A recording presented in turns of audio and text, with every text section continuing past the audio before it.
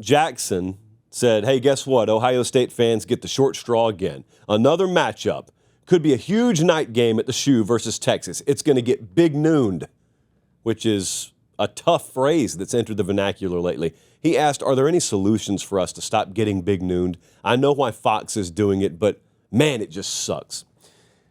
You know, my long-standing personal feel on this has been I love noon kickoffs. But as future college football commissioner, I feel it's imperative that I remove my self-interests and replace it with the interests of the greater college football public.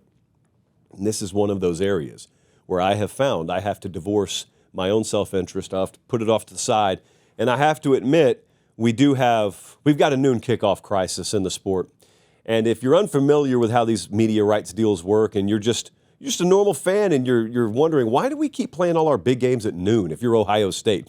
Look at this. Since the start of 2019, Ohio State has had 22 noon kickoffs.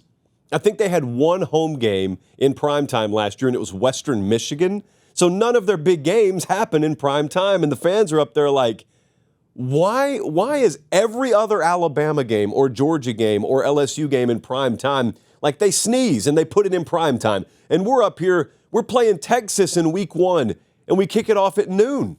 Some of these restaurants are still serving breakfast. They kick it off at noon. And I can guarantee you, 99.9% certainty, Oregon at Penn State in week 4, week 5, whenever that is, that'll get big nooned as well. And the reason, obviously, is because of the way media rights deals are structured in this sport. I'm not a huge fan of it per se, and I'll address it in a second. However, I used to not think this is a problem. I will be very, very honest with you.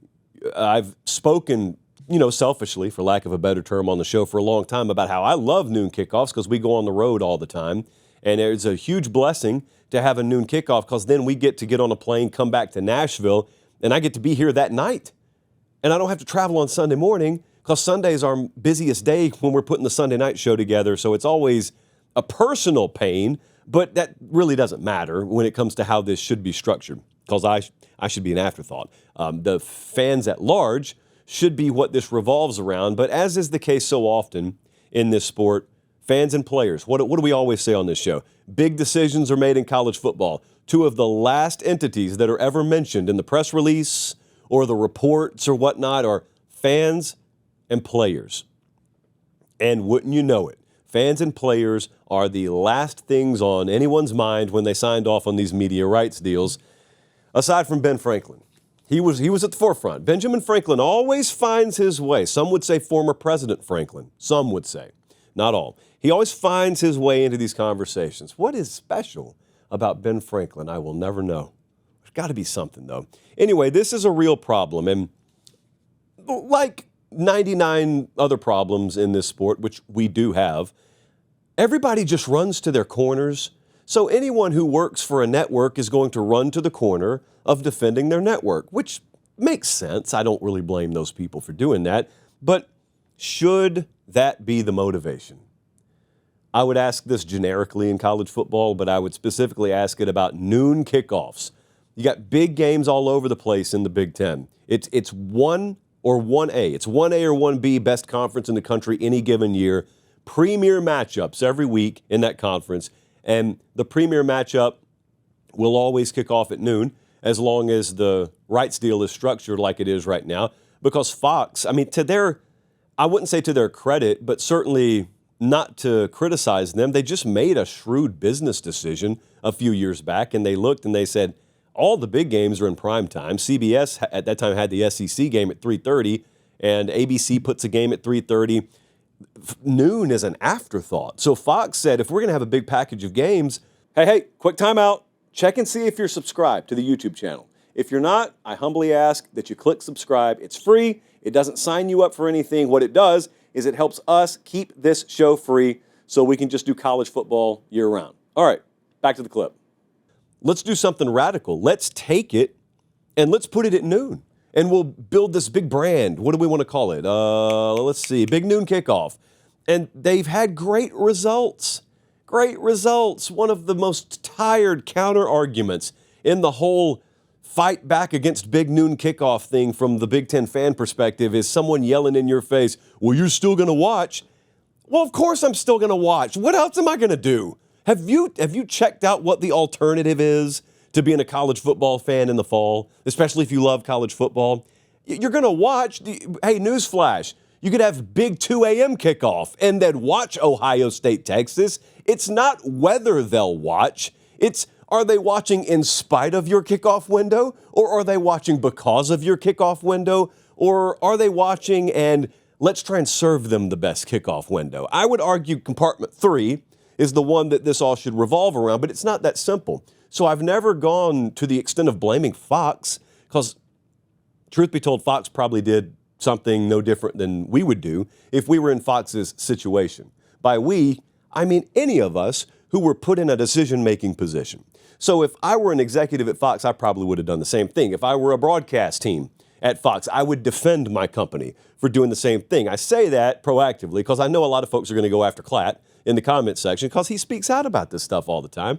And I don't blame him for it, but I would just say beyond that, okay, beyond any one person's take or any one network's take, just think about it holistically. Not what is it. We all know what it is. We all know how it's structured. Why does it have to be structured that way? We say this or ask this about so many things in college football. There's this big misunderstanding a lot of times when people complain about this or that in college athletics, and you got someone who walks in the room and they push their glasses up and they say, well, let me explain what it is. I don't need you to explain what it is. I would love you to explain why it is. But then they go, their why ends up being a what. And I don't need what. I want to know why. Like, why don't we start from scratch? Why don't we ask a basic question? What's in the best interest of college football? But there's a reason. I know the answer to the questions I'm asking. There's a reason. Because nobody's job is to ask what's in the best interest of college football. Nobody. The Big Ten commissioner's job is not to ask what's best for college football, nor is it the SEC commissioner's job, nor is it the president of Fox Sports or CBS Sports or ESPN. It's not their job. It shouldn't be their job because there already should be a very powerful voice in the room. Ideally, it would be a commissioner or some shape, form, or fashion person who is overseeing college football at large, and it's his job or her job to ask, what's in the best interest of college football?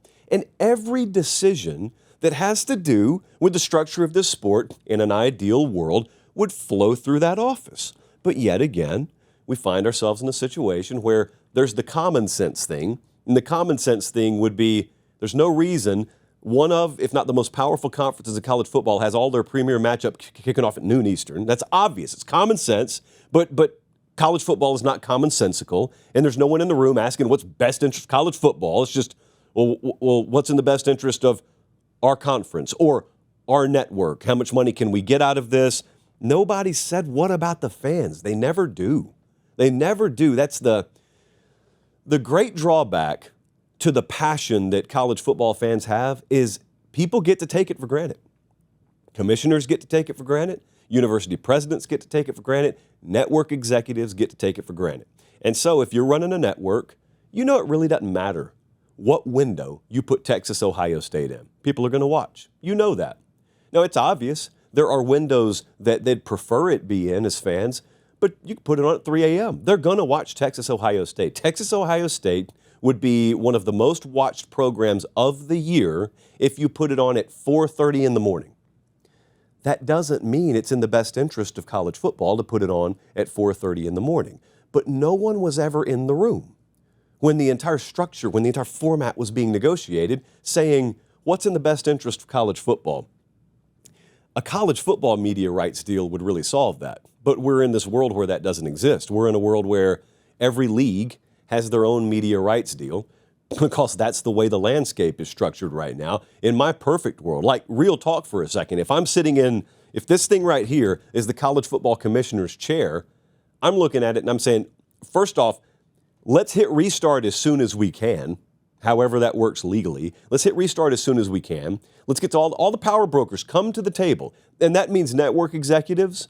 That means coaches, that means ADs, that means university presidents, that means commissioners, that means representatives from all parties, but you're going to sit down with me, and you guys can bid however much you want to bid. You can buy in however much you want to buy in to the college football rights deal. But that's what you're buying into. Fox, every one of them, CBS, ESPN, Amazon, and Netflix, if you want to pull up, tell me how much you want to buy in, and that'll determine how much weight, how big your seat is at the table. But at that point, all I'd love to see, personally, is the erosion, sort of the erasure of the concept of a media rights deal that is exclusive, one conference to one broadcast entity. That includes SEC, ESPN, that includes Fox, Big Ten, whatever the case is. I'd love to see it all erode, and I'd love to see all of them at the table, and I'd love to see week by week them get to draft their games based on how much weight they've bought into at the table. But here's the great catch that makes perfect sense to everyone in the room, which is why it'll never happen. I'm the one, my office is the one that will decide what time that game airs. You may have heard of this concept before. It's called the National Football League. There's a lot of fear out there, which is funny because I share a lot of the fear that too much of this sport is starting to look like the NFL, except the parts of the sport that should look like the NFL. It's the great catch in college football right now. If you'll notice, the parts of the sport that you'd just as soon not look like the Sunday game are quickly evolving into looking like the Sunday game, except for we have no clue how to structure the calendar properly.